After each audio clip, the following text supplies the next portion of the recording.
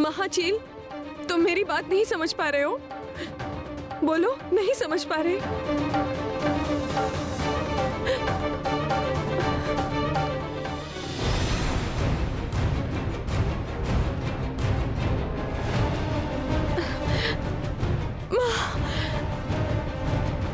मेरी माँ की अंगूठी,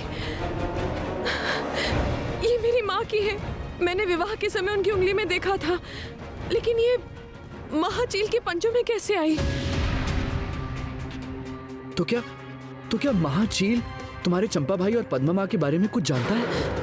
लेकिन महाचील तो मेरी भाषा ही नहीं समझ पा रहे। मैं कैसे इनको अपनी बात समझाऊं, बताओ?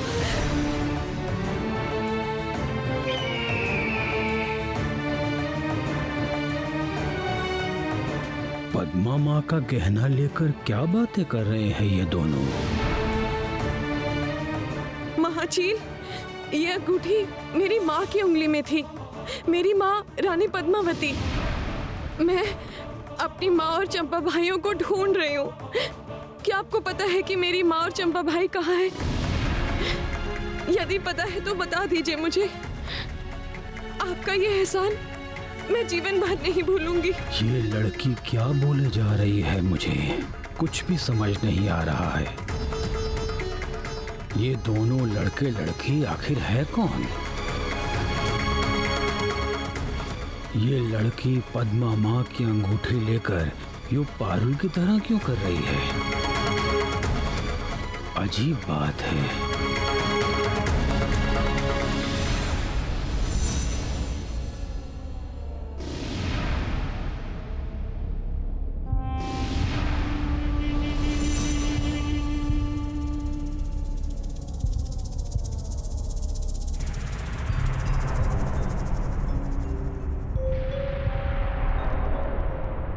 मैं हूं मणिमल्लिका, राक्षसी रानी मणिमल्लिका। मैंने तीनों लोगों पर विजय पाई है। अब मुझसे अधिक शक्तिशाली इस पूरे ब्रह्मांड में कोई नहीं है, कोई नहीं है।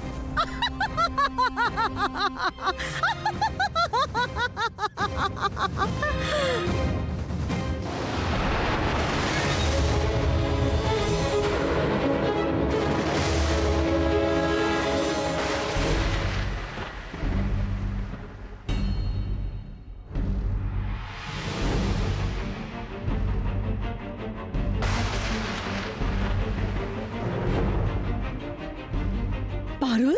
हाँ, मैं। तुम्हारे पापों का घड़ा भर गया है मणिमल्लिका। अब तुम्हारा विनाश होगा और उसी के लिए मैं वापस आई हूं।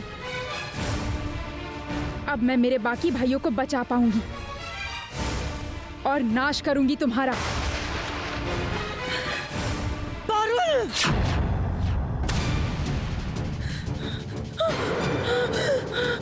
पारुल! राजकुमारी, पारुल!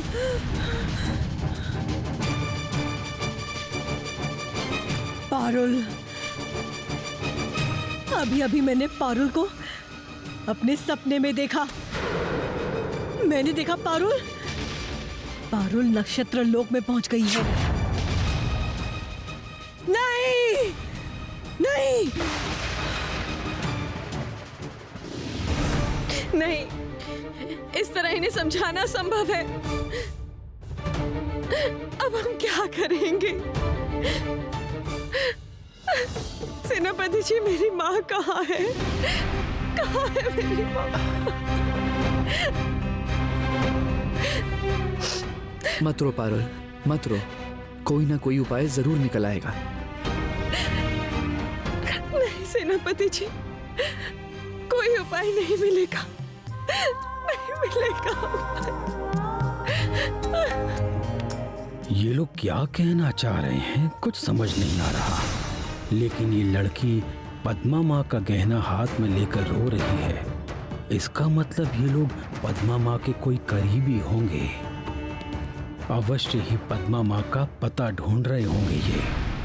पद्मा माँ को लेकर राक्षसी उस तरफ उड़ कर गई थी, तो मैं अभिनय उस तरफ ही ले चलता हूँ।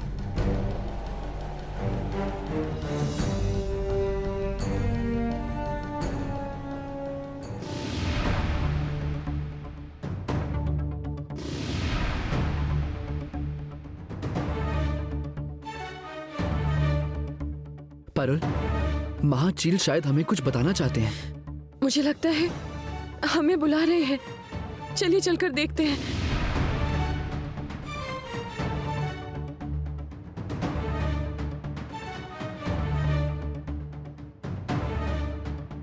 लगता है हमें अपने साथ चलने के लिए कह रहे हैं।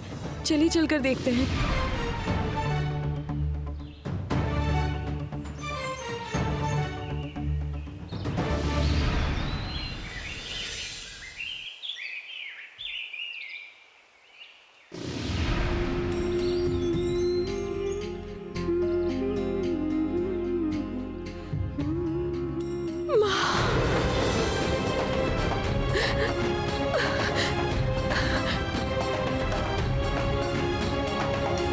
ये तो महारानी पद्मावती का सोने का कंगन है। ये सब क्या हो रहा है? माँ का गहना इस तरह जंगल में बिखरे हुए क्यों है? सेनापति जी, तो क्या वो माँ को इस रास्ते से ले गए हैं? मुझे भी ऐसा ही लग रहा है पारुल।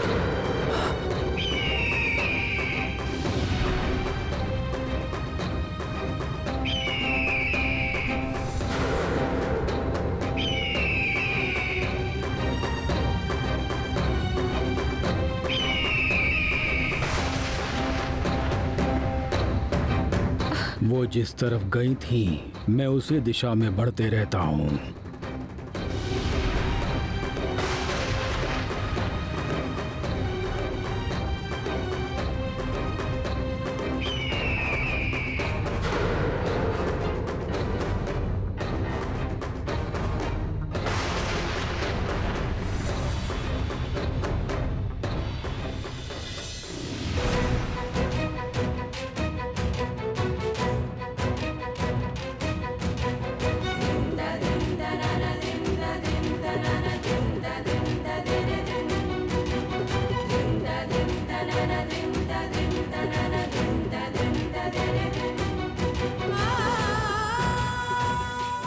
सेनापति जी, मुझे ये जंगल बहुत पहचाना हुआ लग रहा है।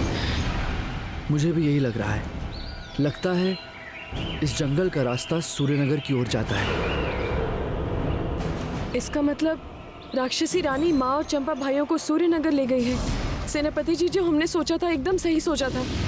पारुल, अब हमें और देर नहीं करनी चाहिए। जितना जल्दी हो सके हमें सूर्यनगर पहुंचना होगा। लेकिन सूर्यनगर। पारुल, जादुई जूते, तुम जल्दी से जादुई जूते निकालो, जल्दी करो।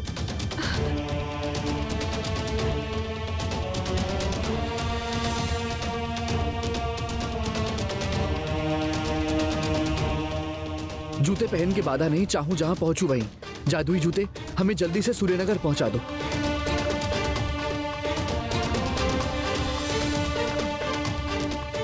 इन्होंने मेरी इतनी सहायता की, इन्हें सही सलामत पहुंचा देता हूं जहां ये लोग जा रहे हैं।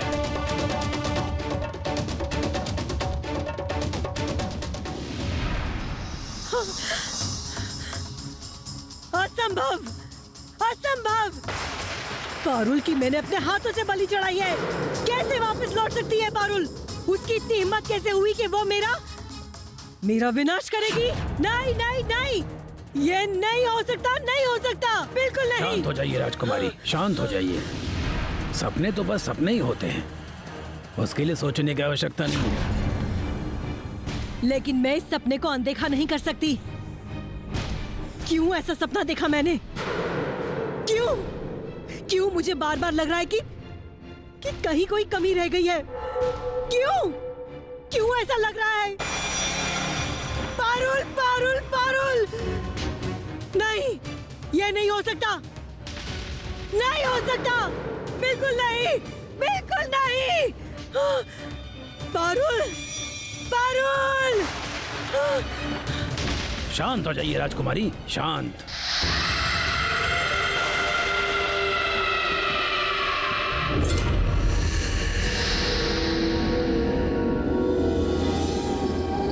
शांत। यदि आपको बुरा न लगे तो एक बात कहूं मैं, आप तो पूर्ण राक्षसी हैं। यदि आप चाहें तो अपने शत्रु को अपनी आंखों से देख भी सकती हैं। तो आप एक बार पारुल को देखने का प्रयास क्यों नहीं करती? आखिर वो जीवित वापस आई है या नहीं, आपको साफ साफ पता चल जाएगा, पूरी तरह साफ।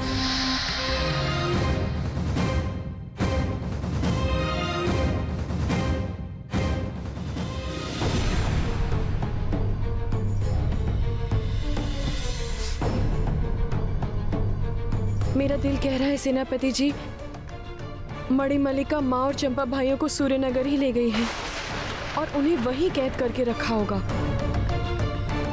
मुझे अब माँ की बहुत चिंता हो रही है। न जाने वो बेशर्म राक्षसी माँ को कितनी तकलीफ पहुंचा रही होगी। चिंता मत करो पारुल, हम सूर्यनगर पहुंचते ही पहले पद्मा माँ और चंपा भाइयों का पता लगाएंगे।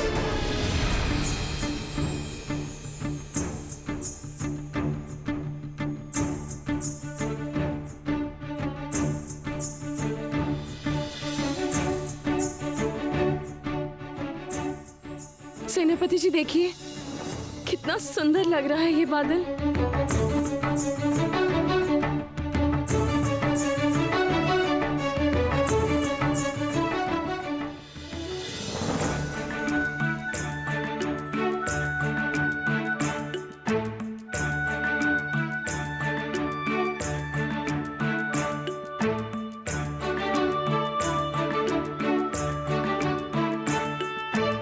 मैंने इससे पहले आसमान में ऐसा बादल का बना सुरंग कभी नहीं देखा।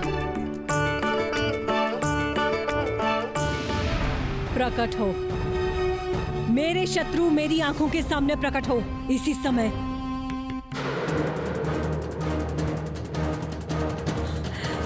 कहाँ है वो? कहाँ है पारुल? मैं तो पारुल को देखना चाहती हूँ, क्यों मैं नहीं देख पा रही हूँ? मैं इसी समय जानना चाहती हूँ पारुल कहाँ है? कहाँ है पारुल?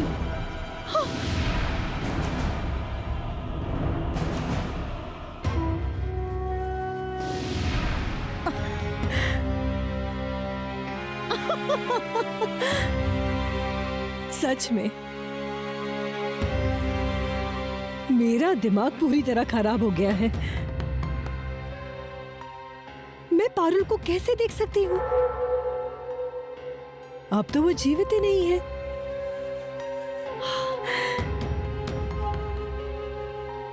उस महाचील की नजरों के सामने ही मैं पद्मावती और चंपा फूलों को सूर्यनगर में लेकर आई थी और साथ ही महाचील के पंख में आग लगा दी थी, इसलिए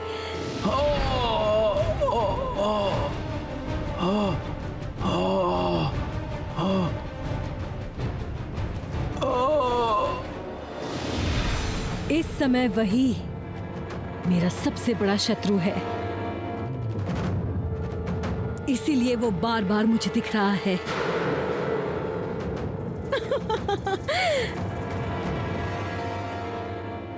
किंतु पारुल नहीं है। पारुल अब कहीं नहीं है। पारुल कहीं हो भी नहीं सकती है, क्योंकि पारुल अब जीवित ही नहीं है।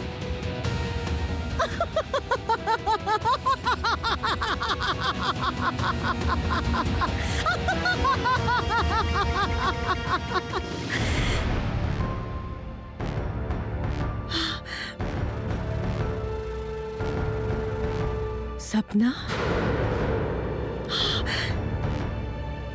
तो वो सपना क्यों देखा मैंने?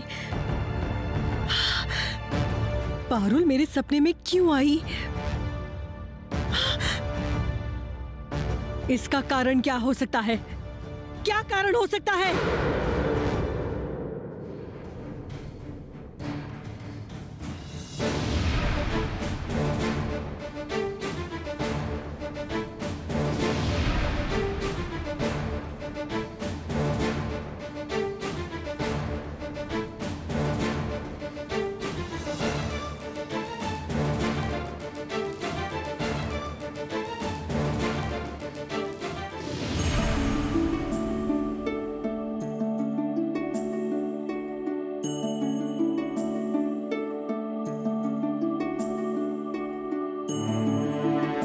महाचील, सूर्यनगर अब अधिक दूर नहीं है। हम यहाँ से बड़े आराम से रास्ता पहचान कर चले जाएंगे। मुझे पता है आप मेरी भाषा नहीं समझ पा रहे, लेकिन आशा करती हूँ कि मेरे मन की भाषा आप समझ पाएंगे।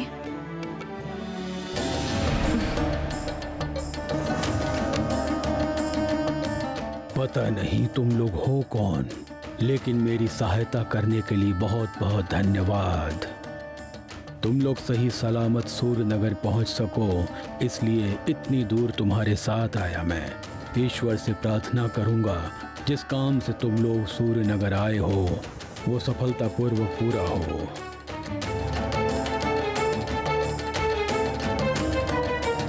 उम्मीद है कि आपसे दोबारा मिलना होगा और तब आप मुझे पहचान जाएंगे कि मैं ही पारुल हूँ। आपका बहुत धन्यवाद महाझील। आज आपके कारण मुझे अपनी माँ और भाइयों का पता चला। चलते हैं।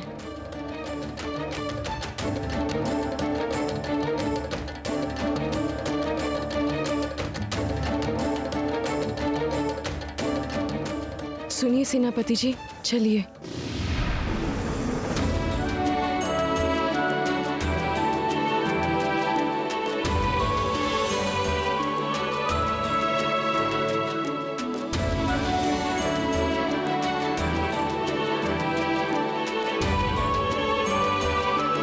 सेनापति जी।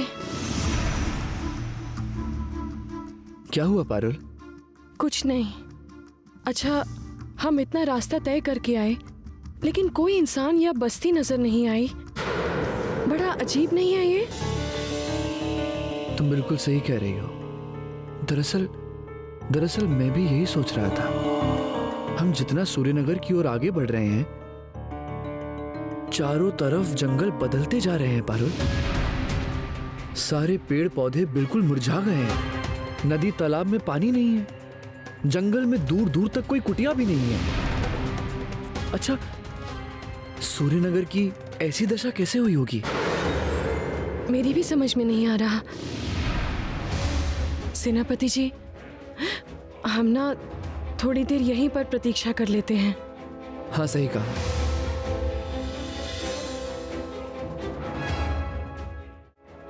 हम लोग यहीं बैठकर कुछ खाकर आराम कर लेते हैं। फिर जब रात को अंधेरा और बढ़ जाएगा, जंगल पार करके महल में जाने का प्रयास करेंगे।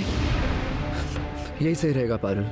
मैं फिर जाकर कुछ लकड़ियां इकट्ठा कर लेता हूँ। रात को आग जलाने में आसानी होगी। तब तक मैं भी आसपास के पेड़ों से कुछ फल तोड़कर ले आती हूँ।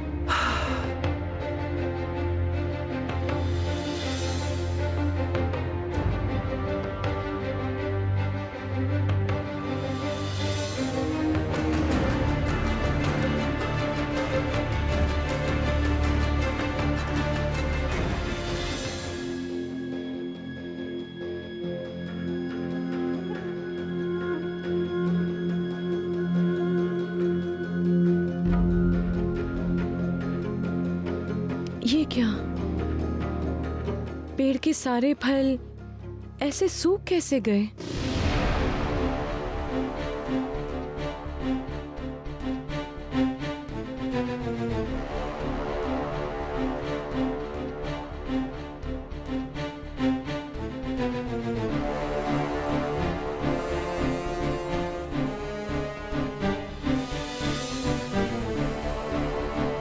ये फल भी सूख गया है। नहीं, इसे खा ही नहीं सकते। उस तरफ देखती हूँ, अगर कुछ मिल जाए तो।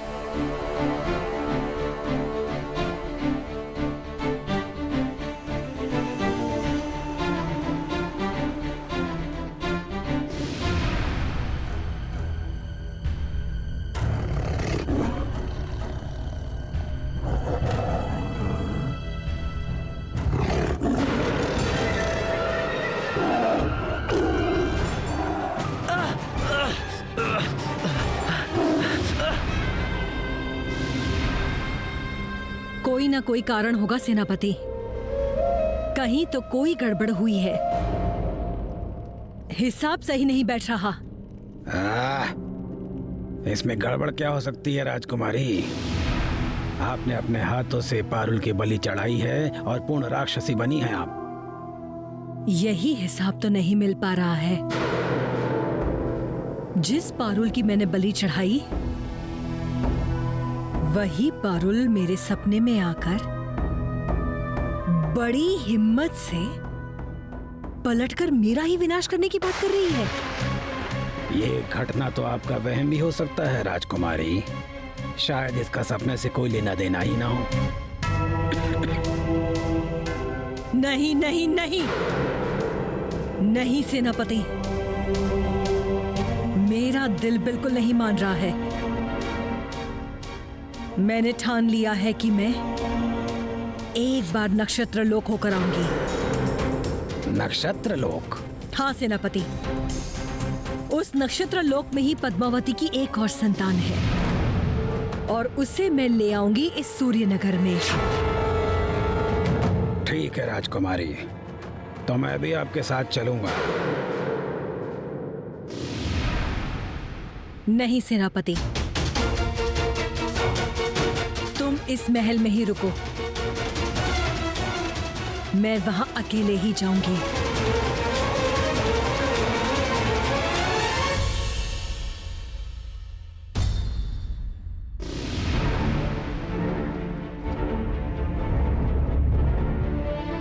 चलो, थोड़े से फल तो मिले मुझे।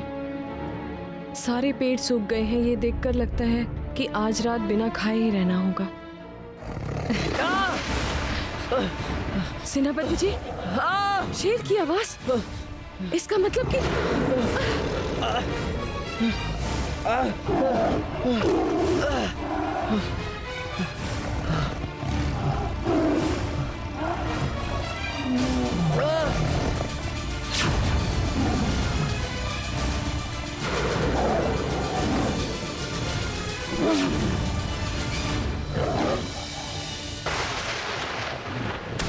सेनापति जी, सेनापति जी,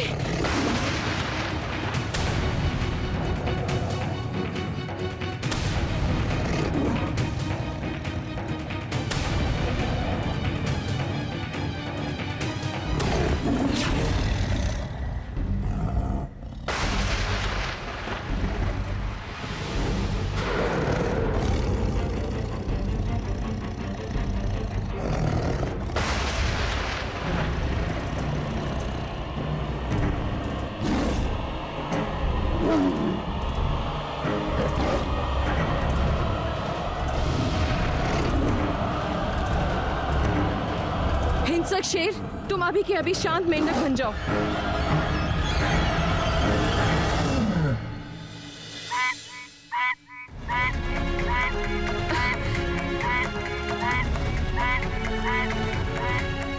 सेनापति जी, सेनापति जी, सेनापति जी, आपको मेरी आवाज सुनाई दे रही है?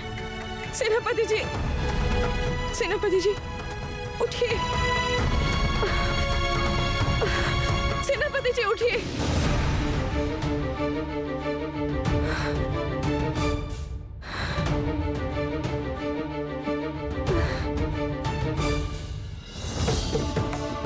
आपको काफी दर्द हो रहा है ना? रुकिए, मैं भी आपको जल्द से जल्द ठीक कर देती हूँ।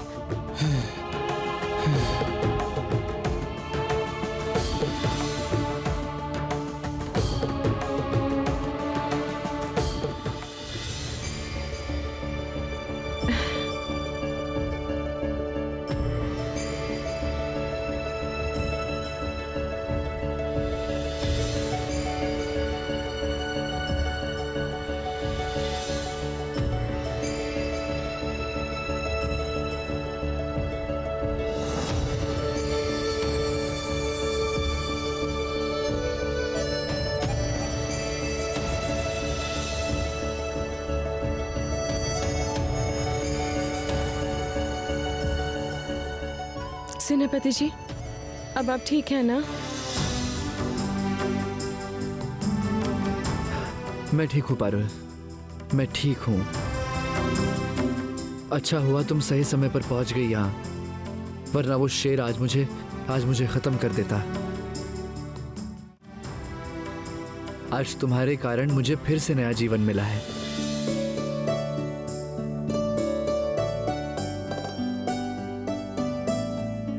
धीरे धीरे उठकर बैठिए सेनापति जी, उठिए।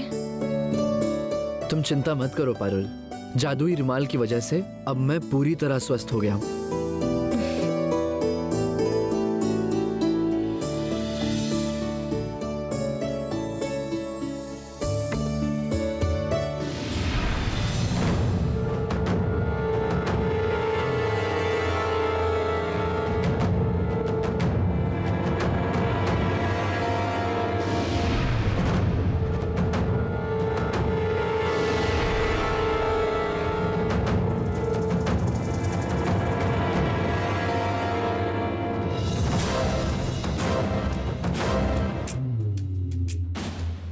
ये क्या? वो चरखा वाली बुढ़िया कहाँ गई? पिछली बार तो उसके ऊन में ही छुपाया था पद्मावती के एक बेटे को।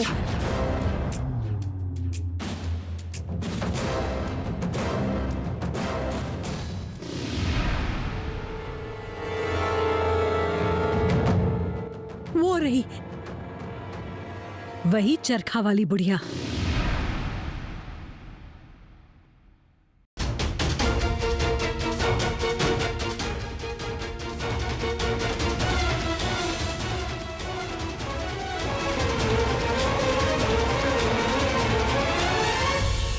कैसी हो चरखा वाली बुढ़िया? सब ठीक है ना? अरे तू है कौन? मैं तो तुझे पहचान नहीं पा रही। ये क्या? तुम मुझे नहीं पहचान रही हो? मैं हूँ राक्षसों में श्रेष्ठ मणिमल्लिका। आज से कई साल पहले तुम्हारे ऊन में मैंने छुपाया था एक चंपा का फूल। याद है तुम्हें? ओह, तो तू है? तो तू अचानक वापस कैसे आ गई? वो चंपा का फूल लेने आई हूँ। देर मत करो, चंपा का फूल लौटा दो। मुझे उसे लेकर वापस जाना होगा। नहीं नहीं, वो मैं नहीं दूंगी। तू वापस जा, वापस जा। नहीं दोगी मतलब? मतलब क्या है? जो चीज एक बार देते हैं वो वापस नहीं लेते हैं। इतना भी तुझे नहीं पता है क्या? तू जा यहाँ से, जा। मैं वो चंपा का फूल तुझे नहीं दूंगी।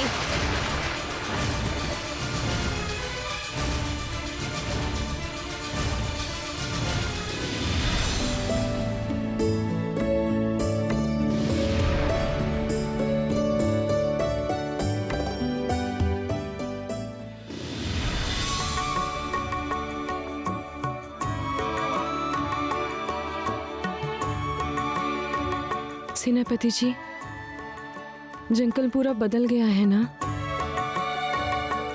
सारे फलों के पेड़ सूख गए हैं। बस बड़ी मुश्किल से ये सारे फल मिले।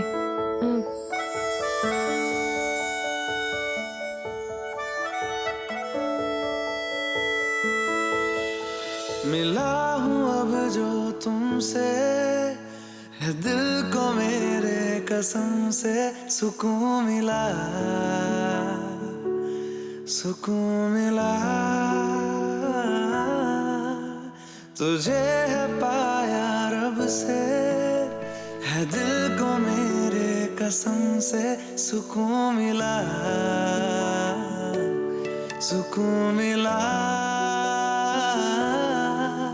हर पल हंसी सा हुआ है, सांसों को तूने छुआ है, बड़ी तुझसे नजदीक। क्या देख रहे हैं सेनापति जी? सुकून मिला, तुम्हें सुकून मिला।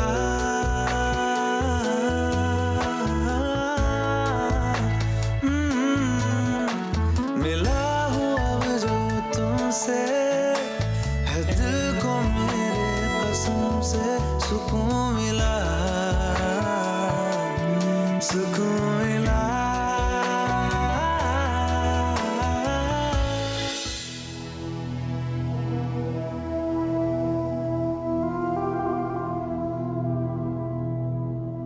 सुनो चरखा वाली बुढ़िया, मैंने वो चंपा का फूल तुम्हें दान नहीं किया था।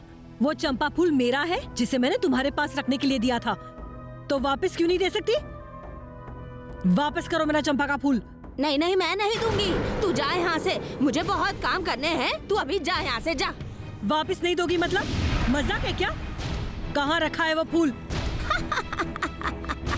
मेरे सर पे। बुढ़िया के सर के सफेद बालों में चंपा का फूल बड़ा सुहाता है। तुम झूठ बोल रही हो। कहाँ है चंपा का फूल? मुझे दिख नहीं रहा। इतना आसान नहीं होता बेटा। उस चंपा के फूल को मैंने अपने जूड़े में छुपा कर रखा है। ये देख। ऐसे नहीं होगा, कुछ और करना होगा।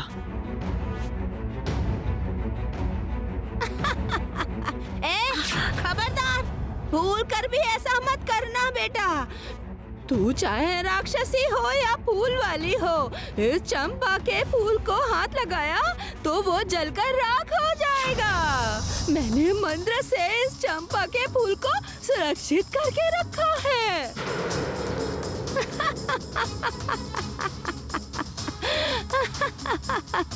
नहीं नहीं, चंपा का फूल जलने नहीं दे सकती। वो मुझे जिंदा चाहिए। पद्मावती के साथ साथ इन 7 चंपा को भी मैं अपने कारावास में कैद करके रखूंगी। गुस्सा करके फायदा नहीं होगा, मुझे कुछ और करना होगा। किसी तरीके से बुढ़िया को फंसाना होगा। पारुल, इस जंगल में रात तक प्रतीक्षा करना सही नहीं होगा। आप सही कह रहे हैं सेनापति जी।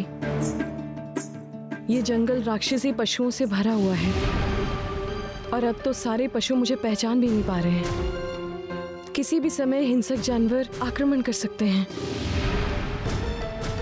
चलो पारुल, अब हम सूर्यनगर में घुसने का प्रयास करते हैं।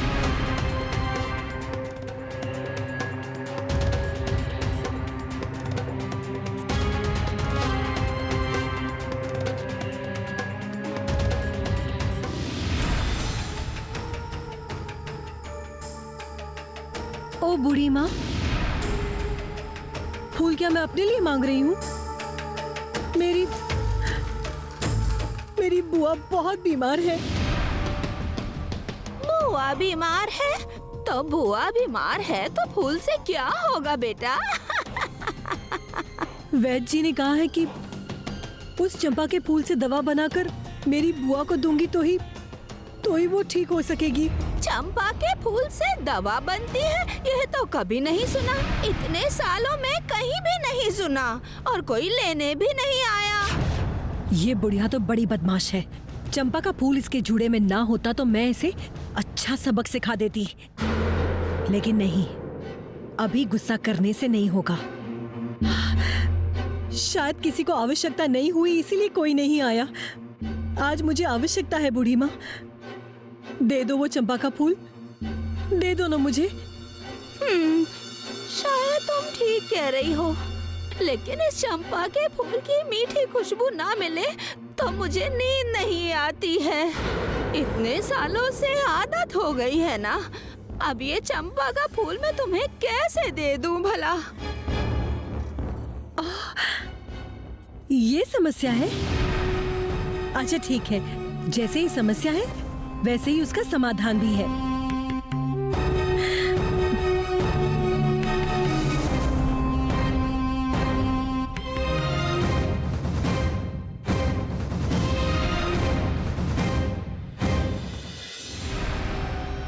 सेनापति जी, इस गांव के सारे लोग आखिर कहाँ गए? सारे घरों के दरवाजे खुले हुए हैं। इतने अंधेरे में भी किसी के घर में रोशनी नहीं है। तुलसी के पौधे में दिया तक नहीं जल रहा। बहुत अजीब है। पेड़ पर कोई फल नहीं, पत्ते नहीं, तालाब में पानी नहीं, कोई पशु पक्षी भी नहीं है। चारों ओर कैसा एक अजीब सा वातावरण है। इसका क्या मतलब हो सकता है सेनापति जी?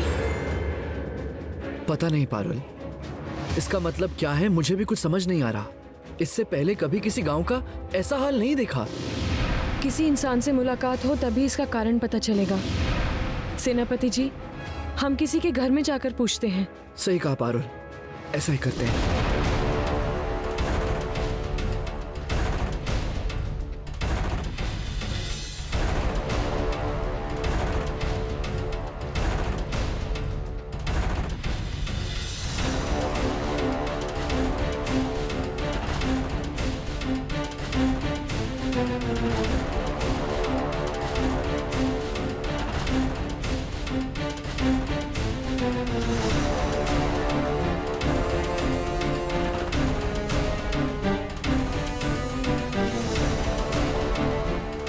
सेनापति जी, इस घर में भी वही हाल है।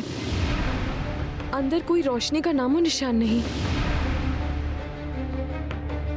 रुको पारुल, आवाज लगाते हैं।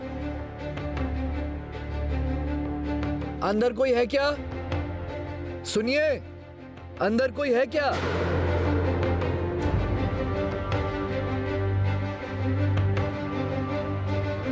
चलो पारुल, हम अंदर चलकर देखते हैं। तुम मेरे पीछे रहना, ठीक है?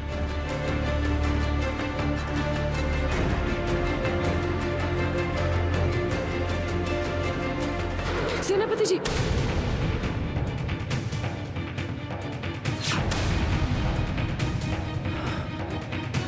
ये क्या है?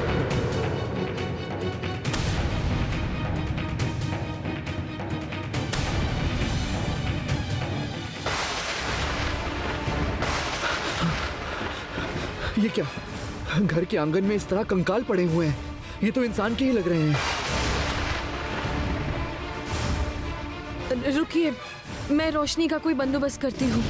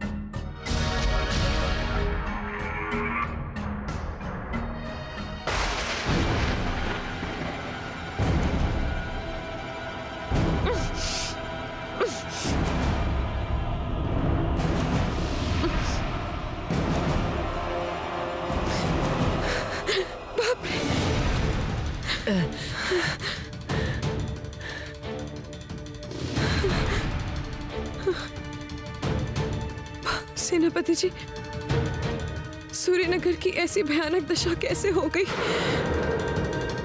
किसी और इलाके में जाकर खबर लेने के अलावा और कोई चारा नहीं है पारुल। यहाँ तो आसपास कोई इंसान नहीं दिख रहा। तो क्या इस गांव के सभी घरों में ऐसी ही हालत है? कहीं कोई पशु पंछी नहीं, गिद्धों के अलावा? तो क्या सब लोग गांव छोड़कर भाग गए हैं? सेनापति जी, चलिए, यहाँ एक भी क्षण समय नष्ट करना उचित नहीं होगा। रात का अंधेरा रहते ही हमें महल के आसपास पहुंचना होगा।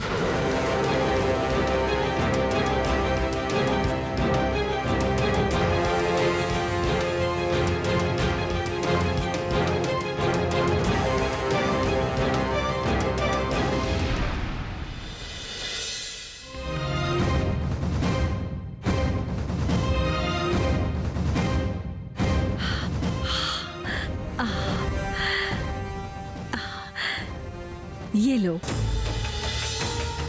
इस चंपा के फूल की भी बहुत अच्छी खुशबू है। इसकी खुशबू से भी तुम्हें नींद आ जाएगी।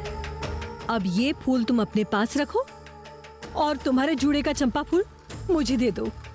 और देर मत करो बूढ़ी माँ, मुझे बहुत काम करने हैं। दवा बनानी है मुझे। दे दो ना। अब और क्या बोलूं? जब तुम्हें दवा बनानी ही है तो ये फूल तुम ले जाओ।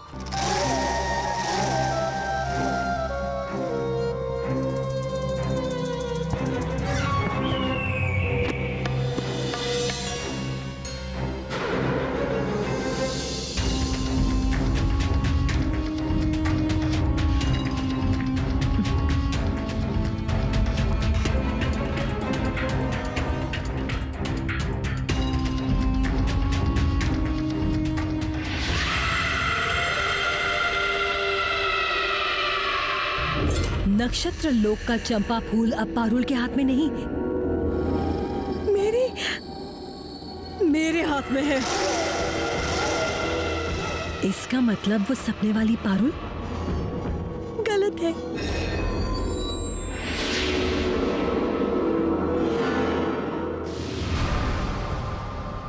राजमहल जाने का रास्ते का हुलिया ही जैसे बदल गया है ना सेनापति जी?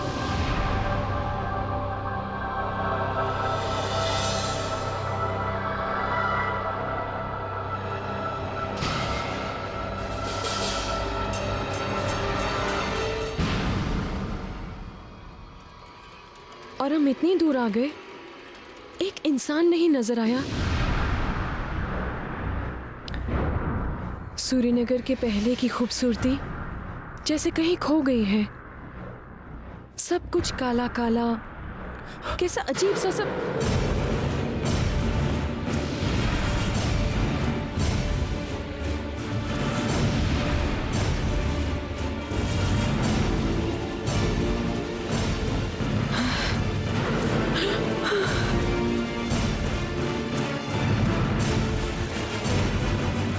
क्या इसका मतलब इन राक्षसों ने ही पूरे राज्य के इंसानों को खत्म कर दिया?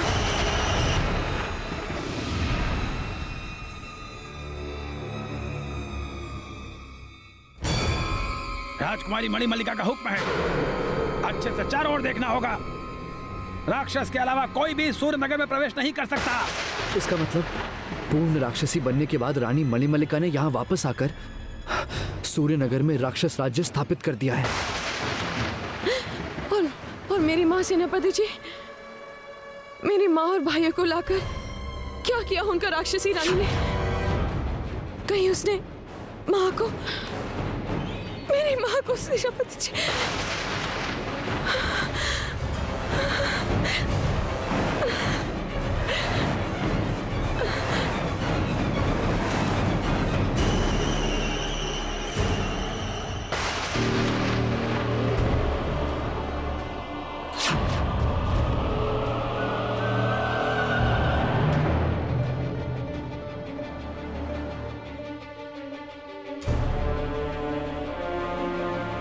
हवा में जैसे इंसान की खुशबू आ रही है।